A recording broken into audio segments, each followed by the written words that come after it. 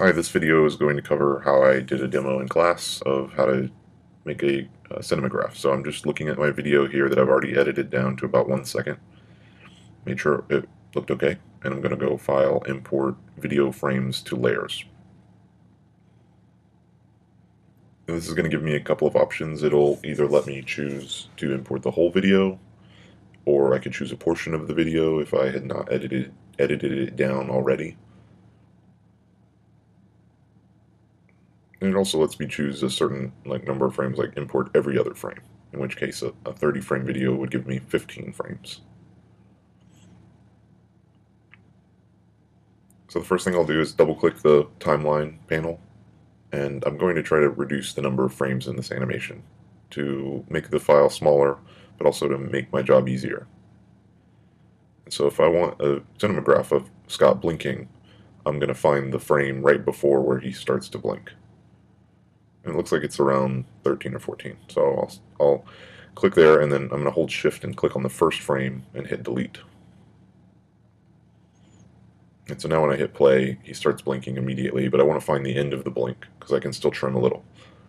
So I'll delete the last 5 frames by, again, holding shift and clicking and then deleting them. So now when I play it, it looks pretty good. And I've cut down a 30 frame animation to about 8 frames, which is great. So if I wanted to do a cinematograph style animation, the first thing I need to do is to make sure that I have a background image that's on every frame, in which case it's this layer from the very first frame.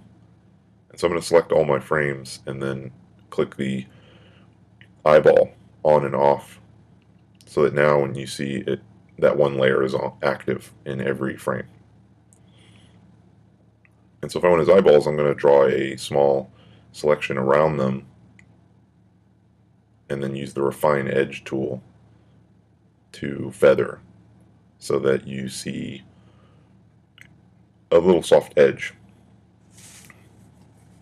And so now I've selected the eyes, but I need to select everything except the eyes. So I'll click select inverse. And now I've selected the background besides Scott's eyes. And so what I'm going to do is I'm going to go through each layer and basically delete the selection off the top eyeball layer. So you can see that I'm clicking the layer that has an eyeball next to it, but I'm leaving alone the layer that's towards the bottom that has an eyeball because it's my background, and so I want that to stay there.